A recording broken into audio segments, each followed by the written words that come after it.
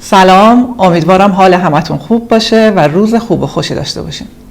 امروز در ادامه فایل های سبک سالم خوری یا به عبارتی فاستینگ که توی فایل های قبل گذاشته شده یه اطلاعات تکمیلی رو میخوام توضیح بدم درباره یه سریا که خب این فاستینگ رو انجام میدن، این روش سالم خوری رو انجام میدن ولی نه کاهش وزن پیدا میکنن نه بیماری ها و مشکلات جسمیشون درمان میشه.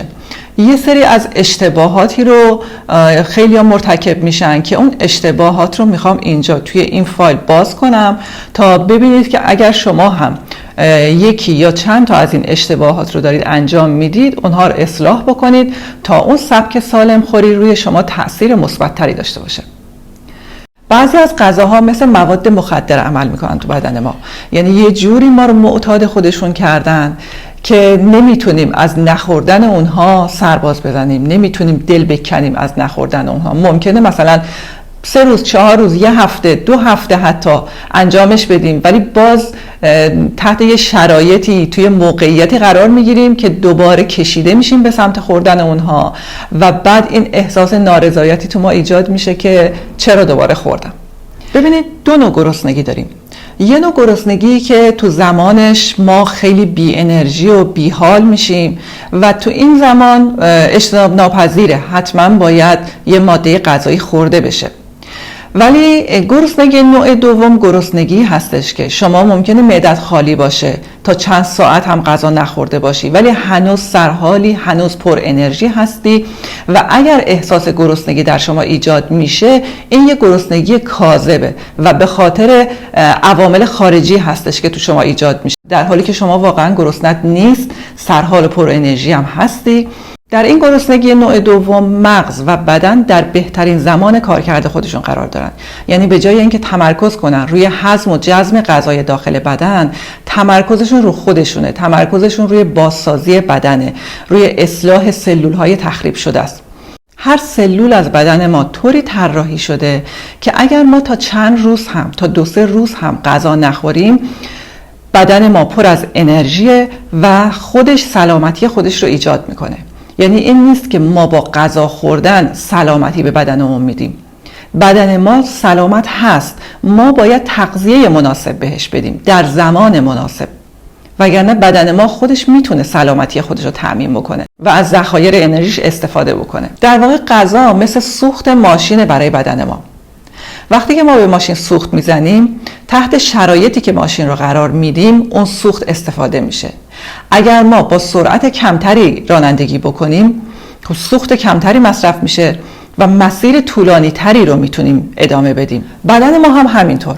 بدن ما هم اگر بهش غذای نامناسب، غذای حجیم بهش بدیم مثل مواد قندی و کربوهیدرات، انرژی خیلی زیادی رو مصرف میکنه تا بتونه اونها رو هضم و جذب بکنه. ولی اگر غذای مناسب و سالمی بهش بدیم باعث میشه نه تنها انرژی بدن ما زیاد بشه بلکه طولانی مدت احساس سیری میکنیم و نیازی به خوردن غذا پیدا نمیکنیم. در واقع انرژی جسمانی یه حلقه گم شده است در زمان بیماری که ما دنبالش میگردیم. همه چی میخوریم، بیمار میشیم، میریم پیش پزشک و میگیم ما رو خوب کن. خب پزشک نمیتونه معجزه بکنه. ما اگر دنبال سلامتی از طریق عوامل بیرون از خودمون باشیم هیچ وقت نمیتونیم اون سلامتی که دوست داریم رو در بدنمون ایجاد بکنیم. میشیم مثل یه دستگاه معیوب که هر جایشو درست میکنن یه جای دیگهش اشکال پیدا میکنه، اونجا رو درست میکنن دوباره یه قسمت دیگه اشکال پیدا میکنه. ما باید سلامتی رو از درون خودمون ایجاد کنیم، از درون ذهنمون و از درون بدنمون که تغذیه سالم به بدنمون. ما اگر آگاهیمون توی تغذیه بالا بره و بدونیم که بدنمون به چه غذاهایی نیاز داره، چه غذاهایی سالمن و چه چیزهایی رو بخوریم، اون موقع خیلی راحت‌تر میتونیم بدنمون رو تحت شرایطی قرار بدیم که خودش رو اصلاح کنه، خودش سلامتی رو برای خودش ایجاد کنه. ما اگر باور قلبی داشته باشیم که مواد مخدر یا سیگار یا الکل برای بدن ما ضرر داره تحت هیچ شرایطی دنبال اونها نمیریم، تحت هیچ شرایطی انجامشون نمیدیم. ببینید فاستینگ در واقع یه رژیم نیست، یه سبک تغذیه سالمه که در طول تکامل بشر وجود داشته ولی به مرور زمان از روال طبیعیش خارج شده و تبدیل به یه نوع مارکت شده.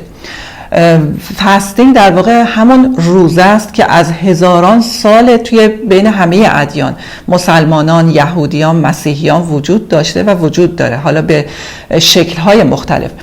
اگر دقت بکنیم می‌بینیم که تا 10-20 سال پیش اصلا چیزی به اسم گلوتن فری یا لو کرب وجود نداشت. همه مردم همه چی می‌خوردن، نون می‌خوردن، مربا می‌خوردن، عسل می‌خوردن، برنج می‌خوردن و خیلی هم سالم و سلامت بودن. ولی الان تو این 10-20 سال اخیر نون‌های گلوتن فری، نمیدونم کیک لو کرب و مواد غذایی این مدلی اومده که دارن تبلیغ میکنن و همه دارن به سمت اونها کشیده میشن.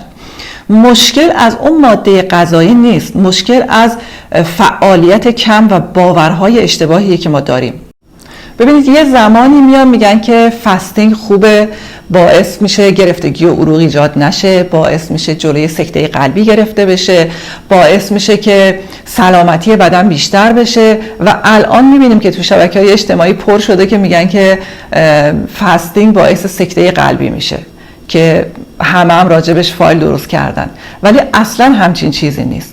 فاستینگ در واقع گفتم همون روزه‌ای که تو بین تمام ادیان از هزاران سال پیش بوده اتفاقا باعث سلامتی بدن میشه، به شرطی که ما بتونیم روش درستش رو انجام بدیم.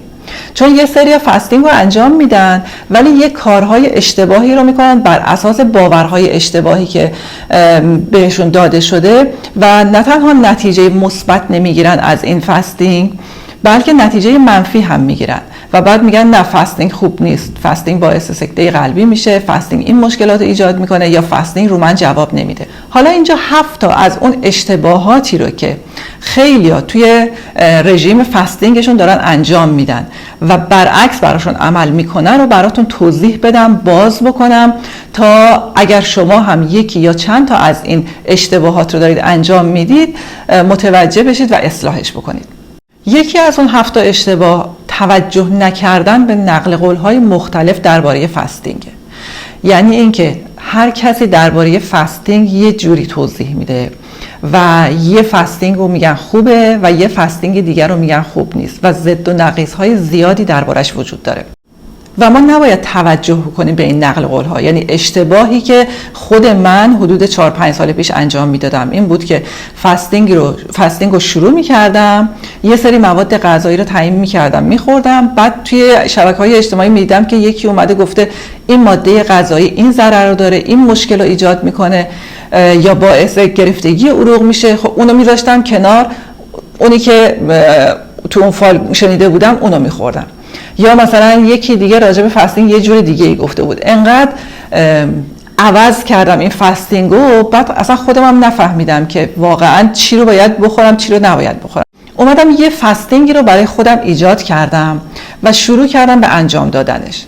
وقتی که نتیجه گرفتم دیدم که این فاستینگ با بدن من سازگاره.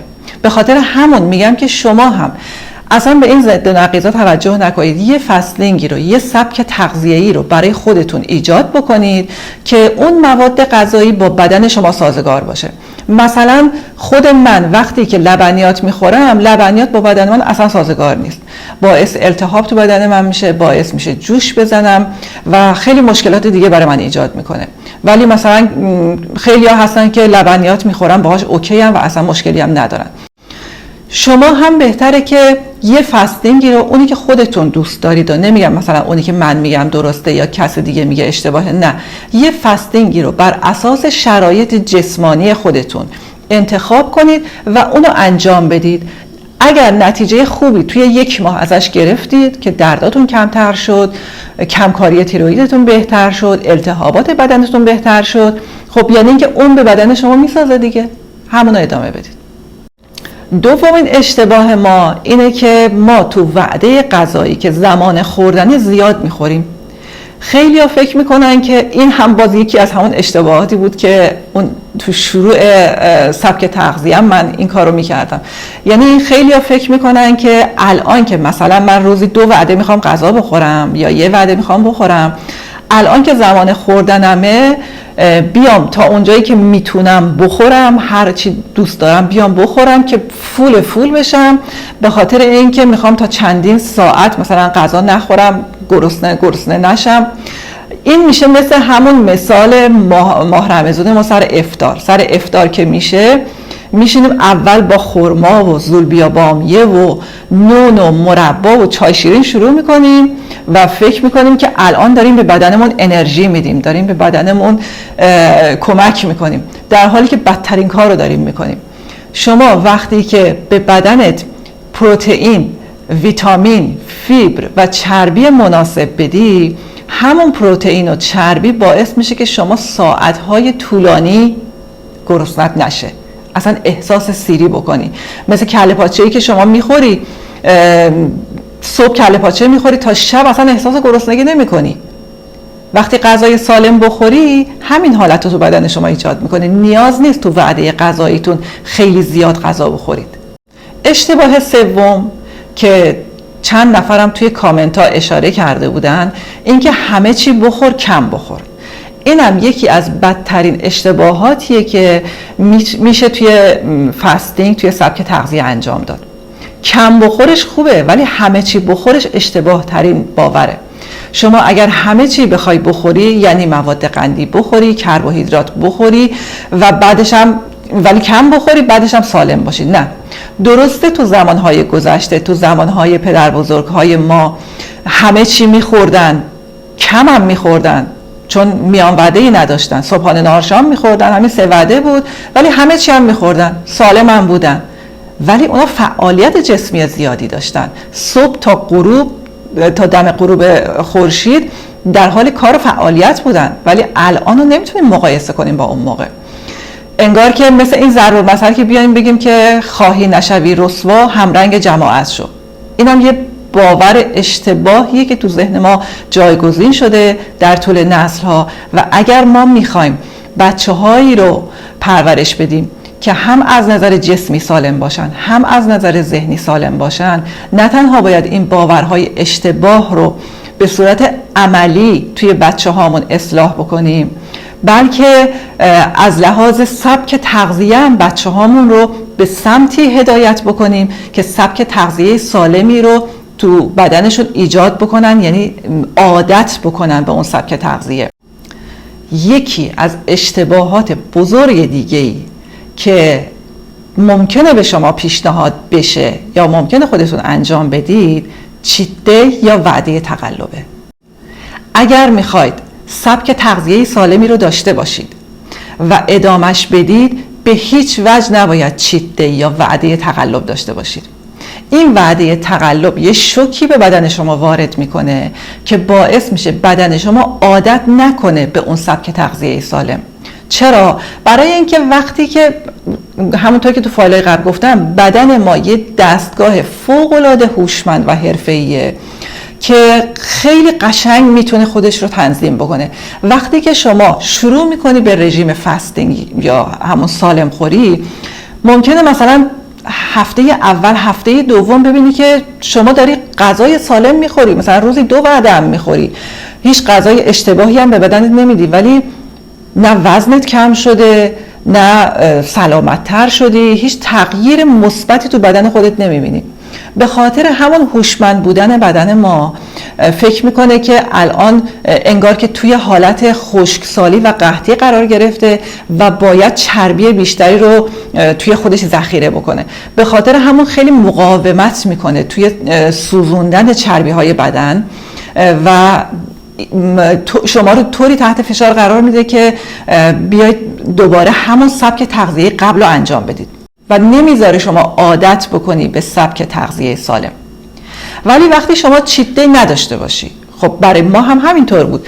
اول شروع کردیم به سبک تغذیه، تا 2 هفته اینها نه کاهش وزنی داشتیم، نه سلامتی داشتیم، نه چیزی، به خاطر همون مقاومتی که گفتم بدن ایجاد میکنه.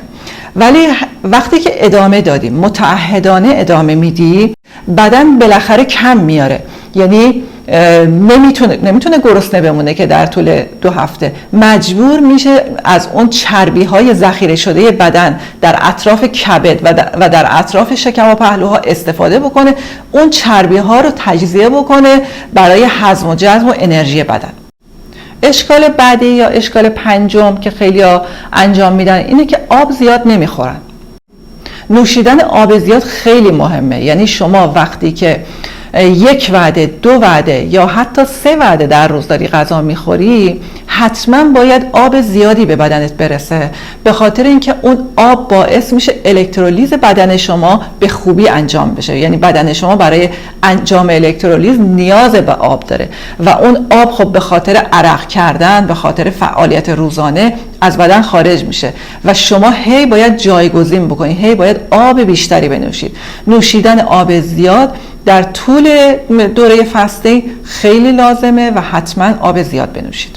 اشتباه بعدی اینه که خیلی ها میگن که ما اگر فستینگ انجام بدیم عضله از دست میدیم و به خاطر هم انجام نمیدن، یا اگر فستینگ انجام میدن ورزش نمیکنن و عضله از دست میدن. فقط فستینگ نیست که شما عضله از دست میدید، شما هر رژیم لاغری رو انجام بدید یا هر نوع فستینگی رو انجام بدید عضله از دست میدید، به خاطر اینکه چربی هایی که در لابلای ماهیچه های شما قرار گرفته به خاطر اون فستینگ ها یا رژیم یا هر نوعی که شما نوع سبک تغذیه‌ای که شما دارید، اون چربی ها از لابلای ماهیچه های شما خارج میشه و تجزیه میشه، به انرژی تبدیل میشه و ماهیچه های شما تحلیل میره.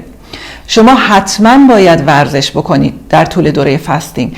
اگر میخواید عضله بسازید خب باید ورزش های عضله‌ای انجام بدید، ولی اگر عضله سازی واسهتون مهم نیست، سلامتی فقط واسهتون مهمه، خب همون پیاده روی 1-2 ساعت در روز یا ورزش های مثل یوگا، اینها ورزش های مناسبی هستش که شما میتونید انجام بدید. ولی پیشنهاد من اینه که حتما ورزش رو در برنامه روزانه‌تون داشته باشید. اشتباه بعدی اینه که مالتی ویتامین یا مکمل های تغذیه‌ای نمیخورن خیلیا، در حالی که بدن ما نیاز داره به یک سری از این ویتامین ها و املاح معدنی، به یک سری از این ساپلیمنت ها که حتما خورده بشه. هرچند مواد غذایی سالمی که ما میخوریم مثل فیبر، مثل پروتئین، مثل چربی و مثل ویتامین هایی که توی غذاها هستش، اینها تأمین میکنه اون املاح معدنی بدن ما رو، ولی کافی نیست.